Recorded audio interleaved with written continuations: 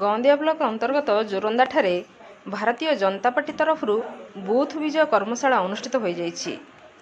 ଦଳର ଢେଙ୍କାନାଳ ଜିଲ୍ଲା ସଭାପତି ନରେଶ ଚନ୍ଦ୍ର ମହାପାତ୍ରଙ୍କ ଅଧ୍ୟକ୍ଷତାରେ ଅନୁଷ୍ଠିତ ଉକ୍ତ କର୍ମଶାଳାରେ ଢେଙ୍କାନାଳ ଲୋକସଭା ଦଳୀୟ ପ୍ରାର୍ଥୀ ରୁଦ୍ରନାରାୟଣ ପାଣି, ଢେଙ୍କାନାଳ ସଦର ବିଧାୟକ ପ୍ରାର୍ଥୀ କୃଷ୍ଣଚନ୍ଦ୍ର ପାତ୍ର, ପୂର୍ବତନ ରାଜ୍ୟ ସମବାୟ ବ୍ୟାଙ୍କ ସଭାପତି ଅକ୍ଷୟ କୁମାର ମହାନ୍ତି, ପୂର୍ବତନ ମନ୍ତ୍ରୀ ନବୀନ ଚନ୍ଦ୍ର ନାରାୟଣ ଦାସ, ଢେଙ୍କାନାଳ ଜିଲ୍ଲା ପରିଷଦର ପୂର୍ବତନ ଉପାଧ୍ୟକ୍ଷ କୋଦଣ୍ଡଧର ସାହୁ, ହର୍ଷବର୍ଦ୍ଧନ ସିଂ ଦେଓ, ଡାକ୍ତର ଶାନ୍ତିଭୂଷଣ ପଣ୍ଡା, ମହିଳା ସଭାନେତ୍ରୀ ମମତା ସ୍ୱାଇଁ, ବୈଜ୍ଞାନିକ ଶରତ ପଟ୍ଟନାୟକ, ରାଜ୍ୟ କୃଷକ ମୋର୍ଚ୍ଚାର ଉପସଭାପତି ରାମଚନ୍ଦ୍ର ପାତ୍ର, ଜିଲ୍ଲା ବିଜେପି ସାଧାରଣ ସମ୍ପାଦକ ରତିକାନ୍ତ ସାହୁ ଓ ଅନ୍ୟ ପ୍ରମୁଖ କାର୍ଯ୍ୟକର୍ତ୍ତା ଉପସ୍ଥିତ ରହି ଉକ୍ତ କର୍ମଶାଳାରେ ଯୋଗଦାନ କରିଥିବା କର୍ମୀମାନଙ୍କୁ ମାନ୍ୟବର ପ୍ରଧାନମନ୍ତ୍ରୀ ନରେନ୍ଦ୍ର ମୋଦିଙ୍କର ଗ୍ୟାରେଣ୍ଟି ଉପରେ ବିଶଦ ଭାବରେ ଆଲୋଚନା କରିବା ସହିତ ତାହାକୁ ତଳସ୍ତରରେ ସମସ୍ତ ଭୋଟରମାନଙ୍କ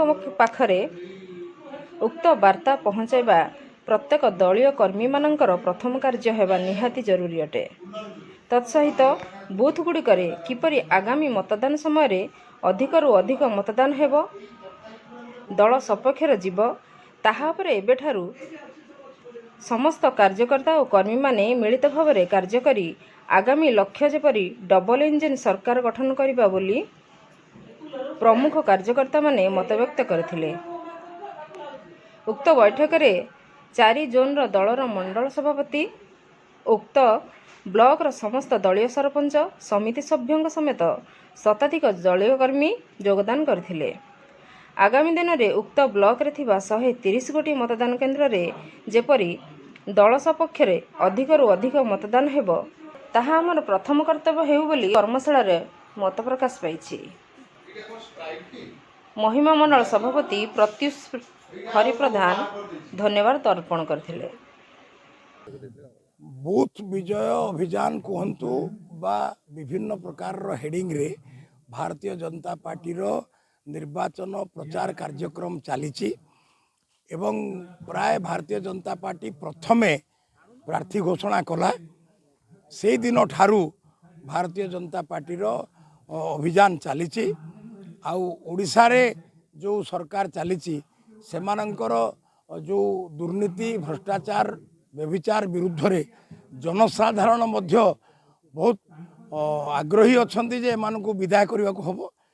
ଏମାନଙ୍କୁ ବୁଥ୍ ବିଜୟ କର୍ମଶାଳା ଏଥିପାଇଁ ଡକା ହେଇଥିଲା ଯେ ଆମେ ସବୁ ଯେଉଁ 130ଟା ବୁଥ୍ ଅଛି ଗଞ୍ଜାମ ବ୍ଲକର ସମସ୍ତଙ୍କୁ ଡକା ହେଇଥିଲା, ଟ୍ରେନିଂ ଦିଆଗଲା କ'ଣ କରିବେ କ'ଣ ନାହିଁ, କେମିତି ତାଙ୍କ ବୁଥ୍ରେ ଲିଡ୍ ଆସିବ, ଏ ବିଷୟରେ ଗୋଟେ ତାଙ୍କୁ କର୍ମଶାଳା କରାଯାଇଥିଲା। ତାଙ୍କୁ ଗୋଟେ ଯୋଜନା ପ୍ରସ୍ତୁତ ହେଲା। ମୋର ବିଶ୍ୱାସ ତାଙ୍କ ଭିତରେ ଯେଉଁ ଜାଗରଣ ଯେ ସୃଷ୍ଟି ହେଲା, ନିଶ୍ଚିତ ଆମେ ବହୁତ ଭଲ ଭୋଟ୍ରେ ଜିତିବୁ। ଗନ୍ଦିଆ ବିଶେଷ କରି ଯେଉଁଟା ଆମେ ସଦାବେଳେ ପଛେଇ ଯାଉଥିଲୁ, ଏଇଥରକ ନିଶ୍ଚିତ ଭାବରେ ବହୁତ ଭୋଟ୍ରେ ଆମେ ଆଗେଇବୁ। ମଣ୍ଡଳରେ ଆମର ବ୍ଲକ ସ୍ତରୀୟ ବୁଥ୍ କର୍ମଶାଳା ଅଭିଯାନ ଥିଲା ଏବଂ ଆଜି ଲୋକମାନଙ୍କ ଭିତରେ ବହୁତ ଉତ୍ସାହ ଥିଲା। କାରଣ ସେ 24 ବର୍ଷ ହେଲା ଶାସିତ ହେଇ ହେଇ ପୁରା ଅଣାୟତ୍ତ ହେଇସାରିଲେଣି, ଯାହାଫଳରେ କି ଆମର ମାନେ କେହି ବି ପ୍ରକୃତରେ ଶାସନ ପାଇପାରୁନାହାନ୍ତି। ତେଣୁ ଆଜି ନିଶ୍ଚିନ୍ତ ଭାବରେ ସମସ୍ତେ ଶପଥ ନେଇଗଲେ ଆଉ ନିଶ୍ଚିନ୍ତ ଭାବରେ ବିଜୟ ଲାଭ କରିବେ ଆଉ ବିନା ପଇସାରେ ବି ସେ ଜିତିବେ କେମିତି ଏଇଭଳି ସଂକଳ୍ପ ନେଇଛନ୍ତି। ଆଉ ନିଶ୍ଚିନ୍ତ ଭାବରେ ଭାରତୀୟ ଜନତା ପାର୍ଟି ଏଠି ବିଜୟ ଲାଭ କରିବ ଏବଂ ଡବଲ ଇଞ୍ଜିନ୍ ସରକାର ଗଢ଼ିବ, ଏଇଟା ନିଶ୍ଚିନ୍ତ ଭାବରେ ହେବ ବୋଲି ଆଜି ଆଶା କରାଯାଇଛି। ଢେଙ୍କାନାଳରୁ ସୌମ୍ୟରଞ୍ଜନ ମହାନ୍ତିଙ୍କ ରିପୋର୍ଟ, ନାଗରାଜ ନ୍ୟୁଜ୍।